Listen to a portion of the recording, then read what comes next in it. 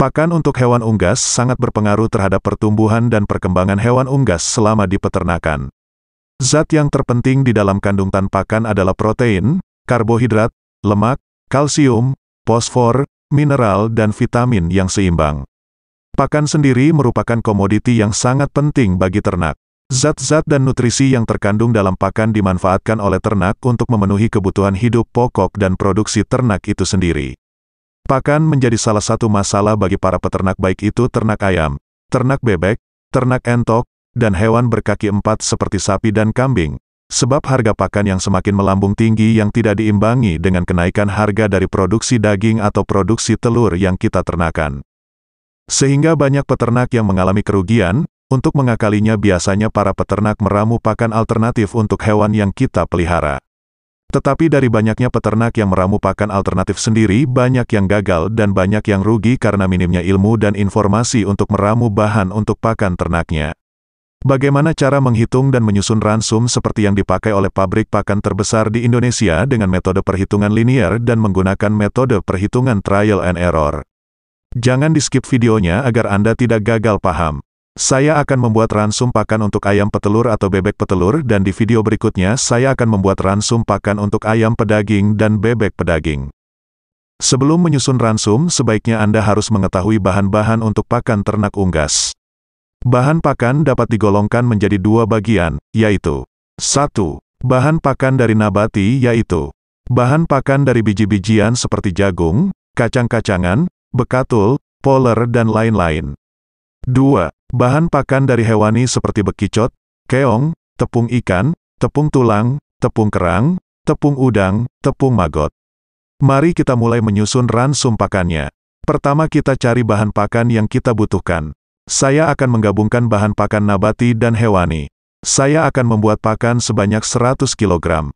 Sebelum menyusun bahan pakan, sebaiknya bahan pakan apa saja yang mudah didapat di daerah tempat Anda tinggal. Kemudian Anda juga harus tahu kandungan nutrisi apa saja yang terkandung pada bahan pakan tersebut.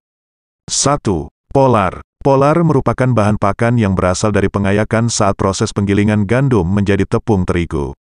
Pada proses produksi tepung terigu, dihasilkan tepung terigu sebanyak 74% serta limbahnya berupa bran 10%, polar 13% dan bahan untuk lem kayu lapis 3%.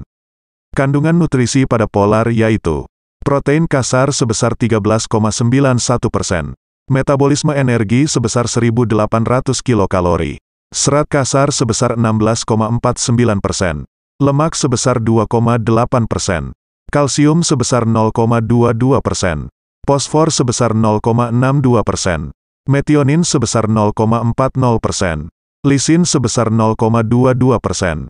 Batas maksimal pemakaian polar sebanyak 15% dari total 100% jumlah pakan. 2. Bekatul. Bekatul adalah dedak padi yang berasal dari limbah pengolahan padi menjadi beras. Bekatul memiliki kandungan asam amino yang tinggi. Bekatul juga mengandung serat kasar sebesar 11–14%. Sayangnya penggunaan bekatul harus dibatasi karena sulit dicerna. Kandungan nutrisi pada bekatul yaitu protein kasar sebesar 10%.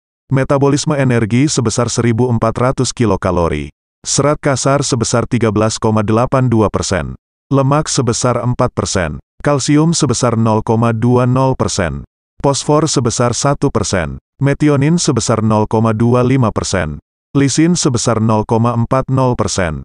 Batas maksimal pemakaian bekatul sebanyak 15% dari total 100% jumlah pakan. 3. Jagung giling. Jagung giling merupakan hasil olahan jagung pipil yang telah dikeringkan yang berpotensi untuk dijadikan bahan pangan, industri pakan ternak dan bahan baku berbagai industri makanan. Jagung giling sebagai bahan pakan penyusun ransum unggas berfungsi sebagai sumber energi. Kandungan nutrisi pada jagung giling yaitu protein kasar sebesar 8,5%, metabolisme energi sebesar 3.300 kilokalori, serat kasar sebesar 3,78%. Lemak sebesar 3%, kalsium sebesar 0,2%, fosfor sebesar 0,30%, metionin sebesar 0,18%, lisin sebesar 0,20%. 4. Bungkil kacang kedelai. Bungkil kacang kedelai merupakan salah satu bahan pakan penyusun ransum pakan unggas yang berasal dari industri pengolahan kacang kedelai. Bungkil kacang kedelai yang digunakan sebagai bahan pakan penyusun ransum unggas berfungsi sebagai sumber protein. Kandungan nutrisi pada bungkil kacang kedelai yaitu protein kasar sebesar 42,7%, metabolisme energi sebesar 2240 kilokalori, serat kasar sebesar 6%, lemak sebesar 0,51%, kalsium sebesar 0,41%, fosfor sebesar 0,67%, metionin sebesar 0,54%, lisin sebesar 1,83%. 5. Onggok. Onggok merupakan sisa giling tapioka yang berasal dari ketela atau ubi kayu. Ada dua jenis onggok yang lazim beredar di pasaran, yaitu onggok kering dan onggok basah. Onggok merupakan hasil samping dari pabrik tapioka. Onggok yang digunakan sebagai bahan pakan penyusun ransum unggas berfungsi sebagai sumber energi. Kandungan nutrisi pada onggok kering yaitu protein kasar sebesar 1,88%, metabolisme energi sebesar 3.200 kilokalori, serat kasar sebesar 3,81%, lemak sebesar 2,3%, kalsium sebesar 0,33%, fosfor sebesar 0,44%, metionin sebesar 0,01%, lisin sebesar 0,07%. 6. Tepung ikan. Tepung ikan merupakan sebuah produk komersial yang kebanyakan terbuat dari ikan rucah yang tak ditujukan untuk konsumsi manusia. Tepung ikan umumnya dipakai untuk dijadikan pakan hewan ternak dalam peternakan. Tepung ikan yang digunakan sebagai bahan pakan penyusun ransum unggas berfungsi sebagai sumber protein. Kandungan nutrisi pada tepung ikan yaitu protein kasar sebesar 49,5%, metabolisme energi sebesar 2.960 kilokalori, serat kasar sebesar 2,98%, lemak sebesar 9,54%, kalsium sebesar 2,46%, fosfor sebesar 4,60%, metionin sebesar 1,79%, lisin sebesar 5,07%. Itulah beberapa bahan pakan yang mudah didapat dan masih banyak lagi bahan pakan untuk unggas yang lebih murah, tetapi hanya tersedia pada waktu tertentu atau musiman.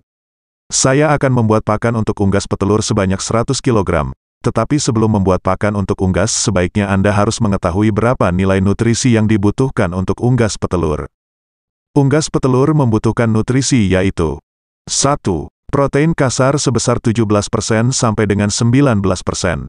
2. Metabolisme energi minimal sebesar 2.650 kilokalori. 3. Serat kasar maksimal sebesar 10%. 4. Lemak minimal sebesar 3%. 5. Kalsium sebesar 2,90% sampai dengan 4,25%. 6. Fosfor sebesar 0,40% sampai dengan 0,55%. 7. Metionin minimal sebesar 0,37%. 8. Lisin minimal sebesar 1,05%. Sekarang mari kita hitung menggunakan metode linier. Metode linier ini harus menggunakan sebuah komputer atau laptop, karena menggunakan software menghitung ransum.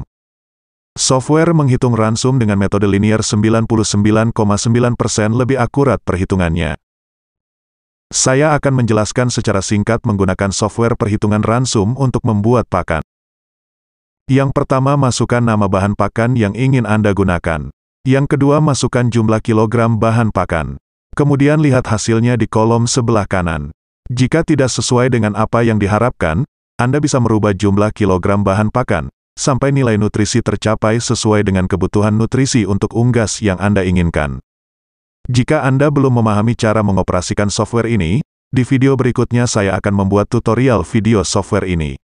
Di software perhitungan ransum ini Anda bisa menyusun ransum untuk membuat pakan dari 50 kg sampai ribuan ton, tanpa ada kesalahan sedikit pun dalam perhitungannya. Anda hanya memasukkan data jumlah bahan pakan berapa kilogram bahan pakan yang Anda inginkan, kemudian biarkan programnya yang menghitungnya. Anda bisa mengetahui jumlah dari masing-masing bahan pakan yang dibutuhkan dan berapa jumlah biaya pakan per kilogramnya. Dengan software ini, Anda akan menjadi seorang profesional dalam menyusun ransum, bahkan Anda bisa mendirikan pabrik pakan sendiri. Wow, amazing! Kemudian kita hitung dengan cara metode trial and error atau metode coba-coba. Rumusnya yaitu jumlah bahan baku pakan, dikali nilai nutrisi pada bahan baku pakan, kemudian dibagi total bahan pakan yang ingin kita buat, sama dengan nilai nutrisi per kilogramnya.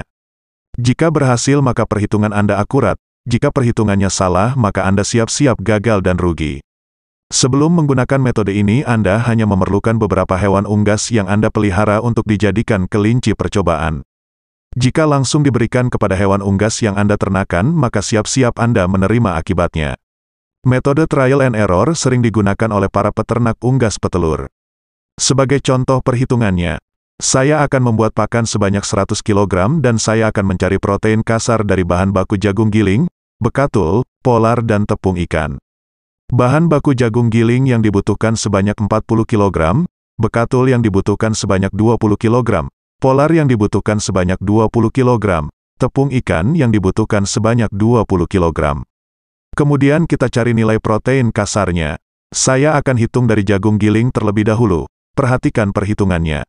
Jagung giling yang dibutuhkan sebanyak 40 kg, dikali nilai proteinnya yaitu 8,5%, dibagi total jumlah pakan yaitu 100 kg, sama dengan, kita dapat nilai nutrisinya yaitu protein kasarnya sebesar 3,4%.